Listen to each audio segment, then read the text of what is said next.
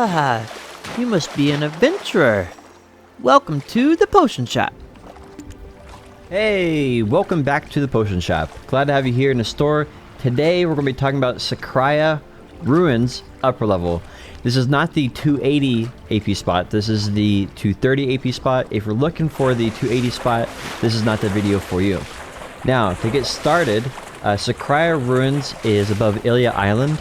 You can get there one of a couple ways. Both of them require swimming. Either you can park your boat right here below the Sakraya Ruins marker here and swim down, or you can see where our mouse is right at the very top of Ilya Island.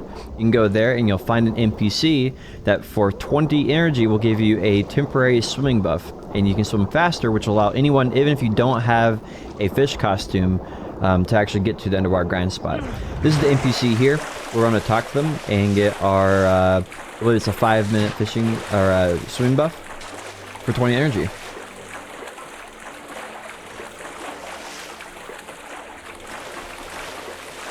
So here you go, and we have a shark costume on that we have hidden, and we also have a regular swimming buff, and you can see that we are flying now, and this is, when I first had this, I could not believe how fast I was able to swim in the game. So what you're going to do is you're going to basically swim straight out, and once you swim out a ways, you can just dive underneath the water. It's not going to be a big deal. If you don't have a diving costume, then you might want to wait and just dive a little later. What you're going to basically be doing is you're looking to go straight down. You'll see a mountain on the right hand side from that island. You're going to follow that down to the very bottom, and you'll see a gate you can enter into. There's several of these gates located around. There's about 3, maybe 4 of these gates that allow you to enter into Sakraya Ruins. If you're going to the 280 spot, this is the same way you have to take for both spots. You can see here that there is an air bubble here, and this actually allows the grind spot to exist underneath the water. It's like a big air bubble that's protected. There happens to be a thunderstorm here, and we can see that above us. We can also see our boat if we look up. Here's the portal, and as we go through it, it puts us on our feet, and here we go. Now, if you're looking to get to 280 grind spot, you want to find this object right here. You can interact with this object and use the key and teleport yourself to the 280 spot. We'll have a video coming out on that in the future, and that'll cover all the details related to that. Now, just like Prody Cave, we have a repair guy here, as well as a potion vendor. The one on the left-hand side, you can see here, is a repair vendor, does everything an normal repair vendor would do. And then the one on the right-hand side is going to be our potion seller, and we can get any elixirs that we want. This allows us to both stay down at the grind spot for an extended period of time, and we don't have to worry about our gear or our potions, which is very nice for the grind spot. Alright, so here we have the items.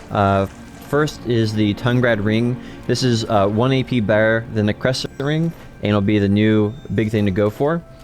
It goes up to around 375 million apiece. The Black Shard is the unique drop here as well. The Black Shard goes with the Red Shard, makes the Tungrad ring. This item here allows you to get a scroll boss, which has a chance of dropping the Tungrad ring, Black Shard, Red Shard, and various other items. Obviously we have Caphras, and we have Ancient Spirit Dust. Those things we all know about. This is a key that will allow us, if we get 5 of these, we can get that and go into the underwater spot at 280 for Sakraya Abyssal level. We obviously have our BMCs and our Blackstones. This item here, I'm not sure what this item actually is for. If anyone knows, let me know in the comments. This item here is used for the new draft, and so the new draft is very, very good, and obviously we have the Red Shard. This Red Shard seems to like have a 0% drop chance here. It is extremely rare to get a Red Shard here. Black Shards will flood the marketplace eventually. As for the grind spot, basically this grind spot that I tested out here is a combination of 2 different rotations. There's basically 3 rotations here, and none of them really seem big enough to grind on their own. So it seems like you're going to have to pick and choose which ones you want to combine when you're going for here. Now, let's talk about the money. The money here is not phenomenal. It is better than Prody Cave, which is good, but I would really relate this grind spot to Sulfur Mines. sulfur mines, at least at the making of this video, is a very bad grind spot and not worth going to for money. And so the first hour I did my test here, I got 32.9 million based on the highest marketplace prices we could find on each server. And then for the second hour, we got 26.5 million, and this is with 276 AP. So I don't think it's going to get any better than this. We can obviously, we're on the test server, obviously, so we don't have S knowledge or ecology or all those other buffs. We can get node level. If you're looking for the node level, by the way, it is Rassid Island. That is the island you want to invest your energy into if you want to level up a node over here. Now, there is a silver lining to this grind spot. The silver lining of this grind spot is actually that it's not bad experience. Now, comparing this to Valencia, it's actually slightly more experience than any Valencian grind spot. And that's a huge difference, because this is the first solo grind spot you can go to and actually make good EXP that's not in Valencia. Because previously, there was Renaros, which required a lot of gear, and trees, and that was a party grind spot. So this is the first time where you don't have to have above soft capped gear, and you can grind outside of Valencia to get good experience. So I'm really happy about this. The amount of experience I got from level 60 to 61 was 2.3%, which is a little more than Valencia. Most grind spots Valencia give you around 2%. But overall, this is a huge improvement because we actually have something you can go to that's not in Valencia for people at soft cap. Huzzah! Anyway, that's going to be it for this video, guys. Thank you for watching. Hope you enjoyed it. If you have any questions, let me know. And until next time, have a great day.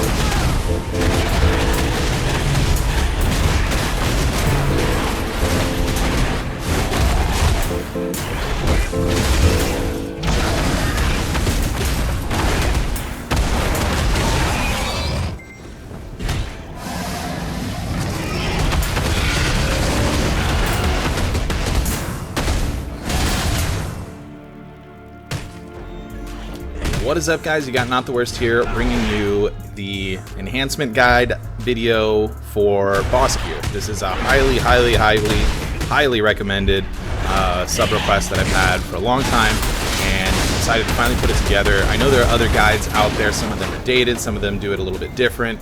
So this is my take on how I do enhancement. And that's pretty much it. This is kind of a beginner's guide type thing, and this is specifically for boss gear. If you're trying to enhance some green gear like Runnel or Heave or whatever other stuff, the fail stack numbers are going to be different for that you want to use than what we're going to talk about here. Enhancing those items is typically a bit easier, actually quite a bit easier than a lot of the boss gear, so we're only talking about that. And in this video, we are also not covering accessory enhancement. That's going to be a separate video for another time for doing that. Something else I want to point out, this method or these methods or these things and